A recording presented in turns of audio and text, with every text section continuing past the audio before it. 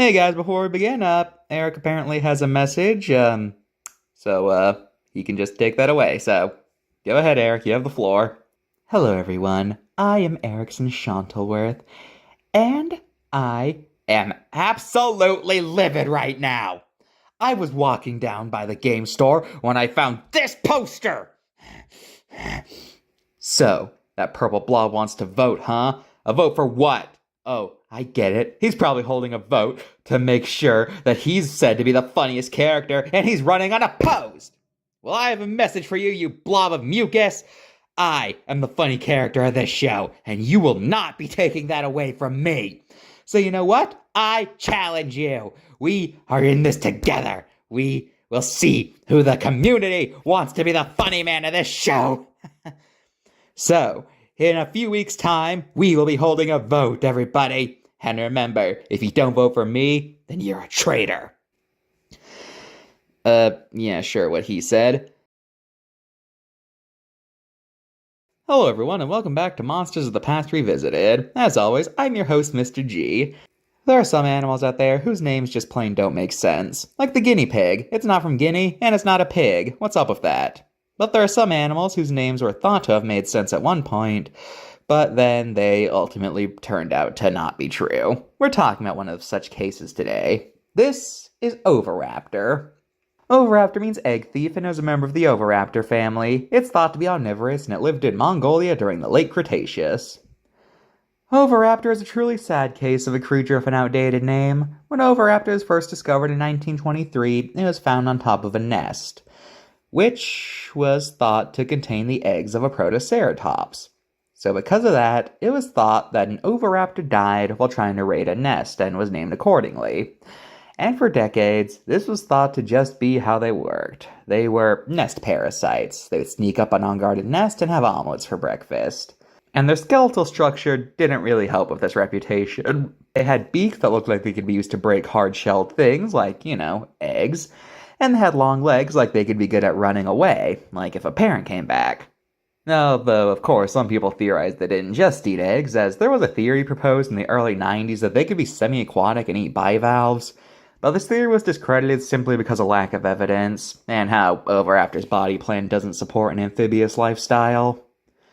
So Oviraptor, threat to babies everywhere, right?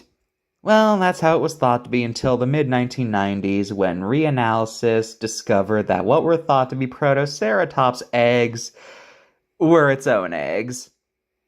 Yep, we didn't find a thief, we found a parent.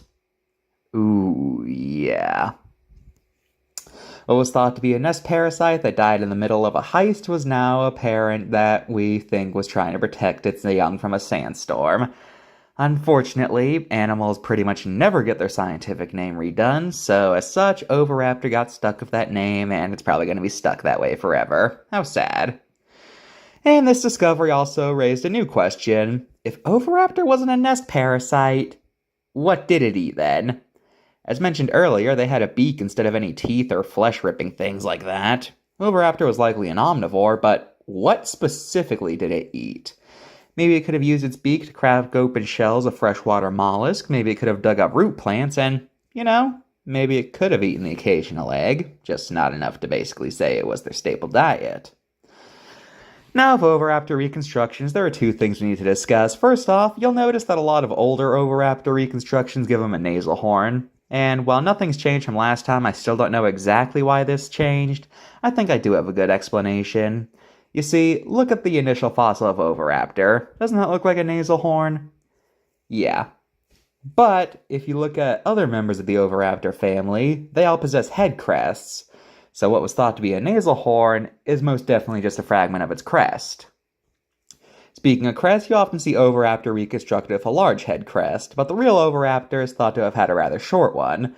This long crest instead is based on its relatives. Speaking of, let's talk about the Oviraptor family, or group, whatever, clade, whatever, you know what I mean. These guys are characterized by the fact that they all had beaks instead of traditional mouths that contained sharp teeth like other carnivorous theropods. And, oh yeah, they had feathers, of course. First up, City Patty. I just brought him up because I like saying their name. There's Anzu, which was contemporary of T-Rex and was named after a Mesopotamian demon. I'm watching you. You have a cool name now, but they're probably going to discover that your fossils are mixed up with a turtle or something, just like what happened to the other raptor that lived with T-Rex. Arostenodes was Canadian, eh? Codiopteryx was one of the first dinosaurs discovered with definitive proof of feathering. Protarchaeopteryx has a double I in its name. It means before Archaeopteryx, and yet not only was it more closely related to Oviraptor than Archaeopteryx, but it lived after Archaeopteryx. Yeah, rule of thumb, do not trust any dinosaur with pro in their title. And then there's the most famous relative of Oviraptor, Gigantoraptor. These guys were noticeably larger than other oviraptors, reaching over 20 feet in length. It's also debatable how feathered they were, as large dinosaurs of feathering is a pretty contentious issue. Some speculate they would have been more sparsely feathered than oviraptors, but others argue they still would have been extensively feathered. Who knows who's right? It's a whole thing when it comes to large dinosaurs and feathers. I mean, after all, just look at mammals. Small mammals tend to be more hairy, but larger ones tend to have more scant fur. Like whales and elephants barely have any hair on them nowadays, despite still having fur and being mammals and all that. It's a whole thing. So that's Oviraptor for you. A creature stuck with an outdated name. How sad. Oh well, on to the cards. Alright, first things first, there's a lack of feathers, but hey, at least they acknowledge that it being an egg eater is outdated. Also, it only lists meat in its diet when nowadays Oviraptor is thought to be omnivorous. Also on the back, there's a weird claim. It mentions a North American Oviraptor over 20 feet long, and I have no idea what they're referring to here. Because the only Oviraptor to reach those lengths was Gigantoraptor, but that was from Asia, not North America, and it wasn't even discovered yet when these cards were made. I don't think. I know there's a difference between being discovered and named, but I'm not sure if they were discovered during this time either. And also, Gigantoraptor is way larger than any Oviraptor, so I'm stumped with what this is a reference to. Was there a dinosaur discovered in the 2000s that I'm unaware of that was erroneously classified as an Oviraptor I just can't find? I don't know. Well, that's Oviraptor for you.